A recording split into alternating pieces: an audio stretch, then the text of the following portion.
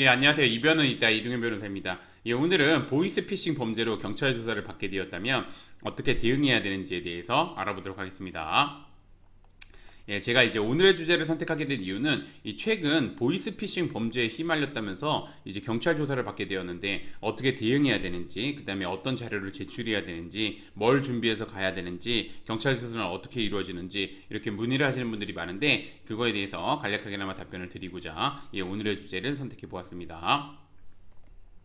우선 들어가기 앞서 보이스피싱이 뭐고 그 다음에 처벌은 어떻게 되는지 한번 보도록 하겠습니다. 보이스피싱은 이렇게 정의되어 있습니다. 전화 등을 통하여 상대방의 신용카드 번호, 통장 계좌번호 등 개인정보를 불법적으로 알아낸 뒤 이를 범죄에 이용하는 전자금융 사기 수법을 의미합니다. 사기 수법입니다. 사기 수법.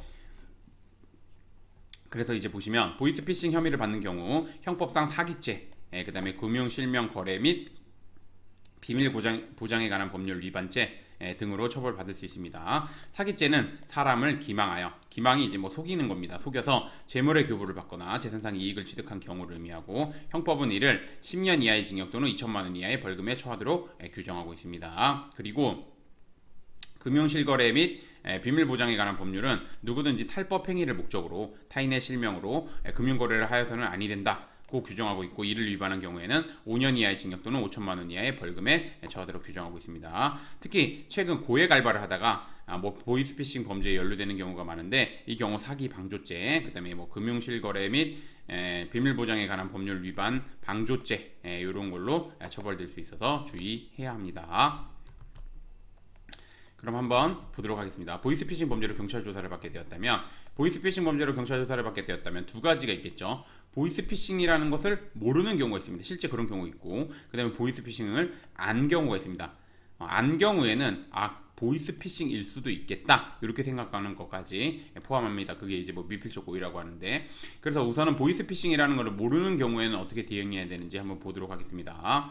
피의자죠. 신분이 혐의를 받고 있으니까, 범죄 혐의를 받고 있으니까 보이스피싱 총책과 주고받은 메시지 내용 등을 바탕으로 이런 보이스피싱 총책이랑 주고받은 메시지 내용 요거 꼭 가지고 있어야 됩니다. 그래서 그거를 그런 내용을 바탕으로 해가지고 대출을 받기 위해서 대출 상담사에게 연락을 하였는데, 대출 상담자가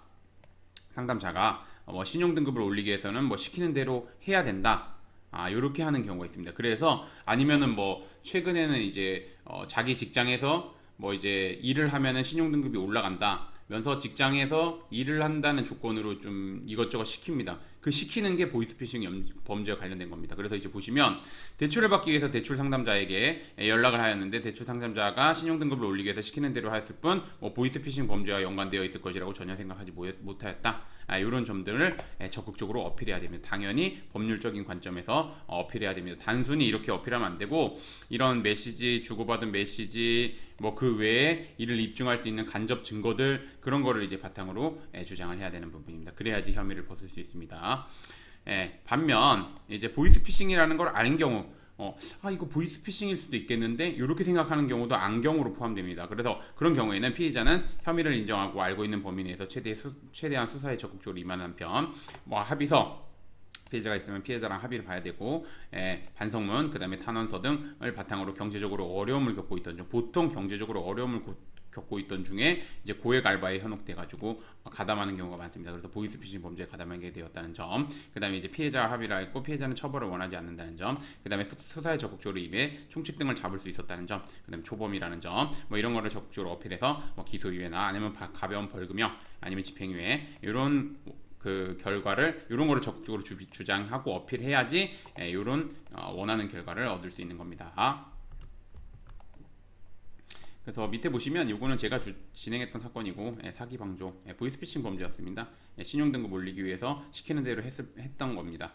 그리고 실제 그렇게 믿었고, 그래서 혐의 없음 증거 불충분으로 나왔고, 똑같은 겁니다. 똑같은 내용인데 이제 요거는 죄명을 요렇게 그냥 잡았습니다. 그래서 혐의 없음 증거 불충분 요렇게 나왔습니다.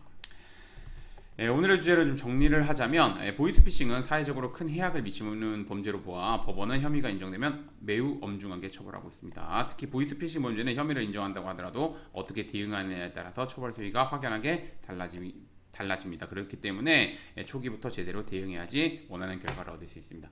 그래서 제가 좀 말씀드리고자 하는 것은 뭐냐면 보이스피싱 범죄에 휘말리게 된 경우에는 아무리 본인이 판단했을 때 아무리 경미한 사안이라고 본인이 스스로 판단했을 때 그럴 수 있는데 그렇게 뭐 수사기관이나 뭐 법원에서는 그렇게 판단하지는 않습니다. 그래서 그 사건에 휘말리게 되면은 이제 우선은 법률 조력을 받아야 되고, 그러기 위해서는 이제 변호사님 도움을 받아서 사건을 진행할 필요가 있고, 변호사님 도움을 받으려면 아예 처음부터 받는 게 가장 좋습니다. 그래야지 이제 진술 방향도 설정하고 어떻게 뭔 자료를 준비해야 될지도 차근차근 준비하기 때문에 그게 이제 본인 사건에도 유리하기 때문에 꼭 이제 사건 초기, 그러니까 먼저 뭔가 문제가 돼서 경찰에서 이제 전화가 오거나 이렇게 조사를 받으러 나오라고 하면 변호사님 선임해서 같이 가셔서 조사를 받으시는 게 좋습니다.